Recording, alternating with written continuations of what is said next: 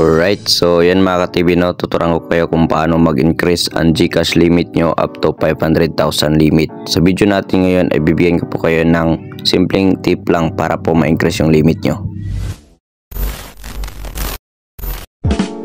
So ayan, unang-una alamin muna natin yung kanilang verification levels dito. So kung makita nyo po dito, meron tayong tinatawag na basic account, fully verified na account, at saka GCash Plus. So karamihan sa atin is verified na. So yung eligible lang para mag-increase yung 500k limit, kailangan is yung fully verified na account. And once fully verified ka na, pwede ka na mag-apply dito sa GCash Plus, no? So kung mabasa nyo po dito, here are the ways you can upgrade your wallet limit to 500k limit, no? Kung makita nyo dyan, step 1, kailangan fully verified. At number 2, pipili ka lang dito sa option A at saka sa option B. Itong option A, kung makita nyo, kailangan nyo lang mag-link na account sa BPI, Union Bank, or di kaya sa Payoneer account nyo. And once nakapag-link na kayo, mag-cash in lang kayo ng any amount. May nakalagay dyan any amount, ha. So dati kasi 500 yung requirements na amount o required na amount para makapag-cash in ka dyan at pa-increase yung limit mo. Pero dito is any amount po siya. So ibig sabihin, kahit ilang amount ay pwede gamit yung bank account na mention dyan na nilink mo sa inyong account. And ito yung option B natin, itong mag-open ka ng GSave or GInvest and maglagay ka lang ng at least 100 pesos or mag-deposit ka ng 100 pesos. And wala ka nang gagawin dyan kundi aantayin mo na lang na mag-increase yung limit mo. So ganun lang po kasimple. Kung makita nyo po dyan, si GCash na po mismo ang nagsabi dyan na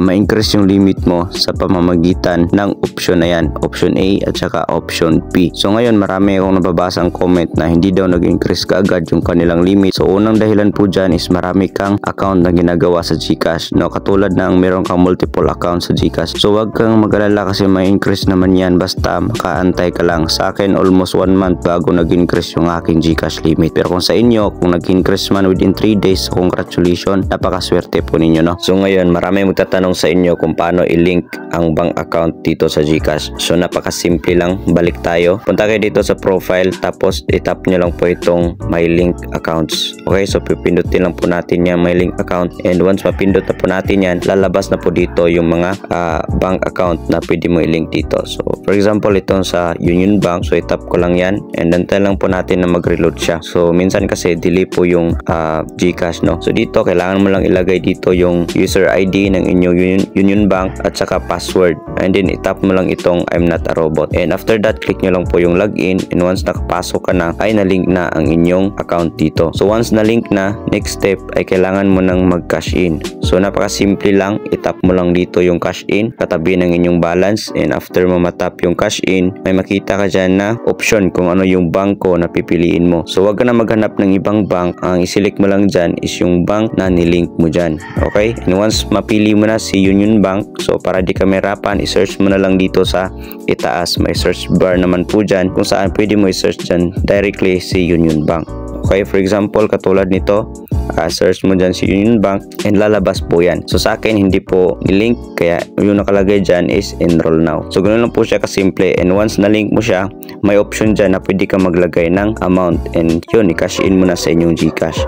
And next step naman natin, yung option B, yung mag-deposit ka sa GSave, no? Napakasimple lang, tap mo lang yung GSave, and dito marami po yung bank na pagpipilian. So I think nasa 4 po, dati 2 lang po ito, yung CIMB at saka yung BPI. So dito may makita ka na Uno Bank, Maybank, BPI at saka CIMB. So pili ka lang dito ng isa. For example, dito ka sa Maybank or di kaya sa Uno Bank. Napakasimple lang. So i-tap lang natin yan. So dito tayo sa Uno Bank, and ito na po yung account natin. So napakasimple lang. Ganun lang po kadali mag-create dito ng GSave account. So dito may nakalagay na deposit at saka withdraw money. So i-tap mo lang yung deposit and makita nyo po dyan ang inyong account, no? And i-tap nyo lang dito, lagay mo lang dito kung magkano yung amount na gusto mong ilagay. For example, 100 pesos. So click mo lang itong continue kasi ito naman yung pinaka minimum na requirements ni GCash. And kung makita nyo dito, papasok na yan dito, no? So sa akin hindi ko na siya kiniklik kasi nga wala pong balance yung aking GCash account. And pag nandyan na sa inyong GCash account, huwag nyo muna siyang i-withdraw hanggat hindi pa tumataas ang inyong GCash limit. So ganun lang po siya kasimple, katipin, kung paano po siya